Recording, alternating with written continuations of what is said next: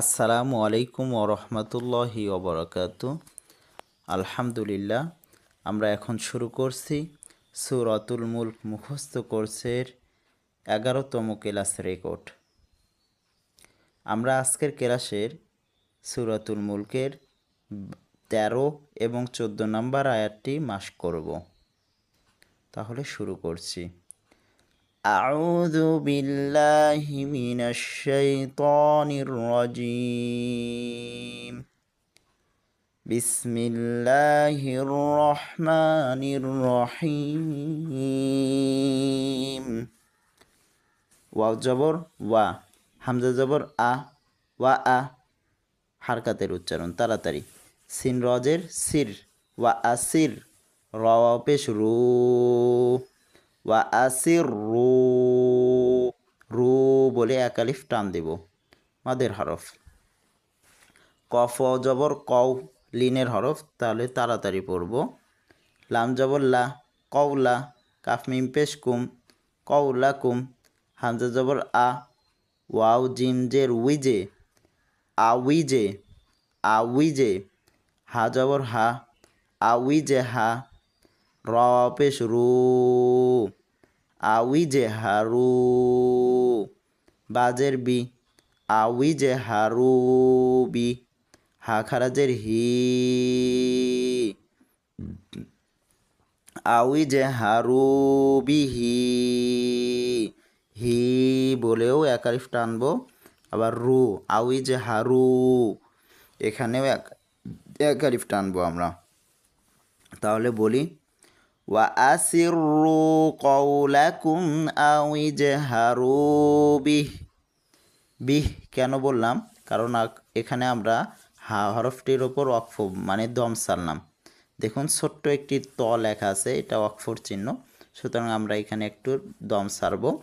আও ইজহারু বিহ তখন আমরা বলবো, কারণ ওয়াকফ করলে শেষ হরফটিতে, শব্দের শেষ হরফটিতে জজম বা সাকিন দিতে হয়। ওয়া আসিররু কওলাকুম আও ইজহারু বিহ। হামজা নুন জের ইন, ওয়াজিব গুন্না, নুন জবর না, ইন্না। হা উল্টা পেশ হু, ইন্নাহু। হু এক আলিফ টানতে হবে আমাদেরকে। আইন জবর আ, লামিয়া যে লি, আবারও এক আলিফ টানতে হবে। ইন্নাহু আলী। মিম দুই পেশ মুন হয়, কিন্তু আমরা মিম দুই পেশ মুম বলবো। এখানে ইকলাব হয়েছে, আর আপনারা জানেন ইকলাব হয় যখন নুন সাকিন অথবা তানবিনের পরে ইকলাবের হরফ বা আসে। যখন বা আসে তখন ওই কি করতে হবে, তানবিনের যে নুন, সে নুনকে মিম দিয়ে বদল করে পড়তে হবে। ইন্নাহু আলিমুম। বাজের বি, জাল আলিফ জবর যা, বিজা, আবারও এক আলিফ টান। তাসি সজ্জের তিস, বিজা তিস।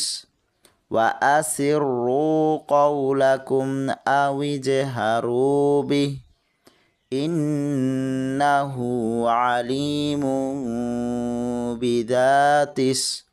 সদ পেশ সু, দাল ওয়াও পেশ দু, সুদু। রজের রি, সুদুরি। রি হলেও আমরা র হরফের ওপর ওয়াকফ করব, আর তখন আমরা দাল ওয়াও পেশ দুকে এক আলিফের জায়গায় 3 আলিফ টান দিয়ে পড়ব মধ্যে আরজি। ইন্নাহু আলিমুম বিযাতিস সুদূর। হামজা জবর আ, লাম আলিফ জবর লা, আলা, এক আলিফ টান দিয়ে পড়ব। ইয়া আইন জবর ইয়া, লাম জবর লা, আলা ইয়ালা। মিম পেশ মু, আলা ইয়ালামু। মিম নুন জবর মান, কোনো গুণনা করব না, কারণ এখানে ইজহার হয়েছে, নুন সাকিনের পর ইজহারের হরফ খ আছে। তাহলে আলা ইয়ালামু মান। খ জবর খ, লাম জবর লা, খলা, কফ জবর ক, খলা ক। খ খলাকা হলেও এখানে আমরা দম ফেলবো। ছোট্ট একটি ত দেখতে পাচ্ছি অক্ষর চিহ্ন, তাহলে আমরা কফ হরফটার ওপর জজম বা সাকিন দিয়ে পড়ব। আলা ইয়ালামু মান খলাক, খলাক, খলাক, এই যে খলাক, এভাবে বলে একটা ধাক্কা দিতে হবে, কারণ যখন আমরা দম ফেলছি তখন আমাদের এই শেষ হরফে সাকিন বা জজম দেওয়ার কারণে সেটা কলকলা হয়ে যাচ্ছে, আর কলকলা আমরা জানি ধাক্কা দিয়ে পড়তে হয়। আলা ইয়ালামু মান খলাক, ওয়াও জবর ওয়া, হাফেশ হু, ওয়াহু, ওয়াও লাম জবর ওয়াল, ওয়াহুয়াল, লাম জবর লা, ওয়াহুয়াল্লা, তয়াজে তি, ওয়াহুয়াল্লাতি, তি বলে এক আলিফ টানবো আমরা, মধ্যে তবাই বা মধ্যে আসলি। এরপরে ফালাম পেশ ফুল, অহুয়াল্লাতিফুল, খ জবর খ, অহুয়াল্লাতিফুল, খ, বায়াজের বি, মধ্যে তবাই বা মধ্যে আসলি, অহুয়াল্লাতিফুল খবির, রপেশ রু, খবিরু। তো র হরফটার ওপর আমরা দম ফেলার কারণে বি এখানে মধ্যে আরজি 3 আলিফ টান দিয়ে পড়ব।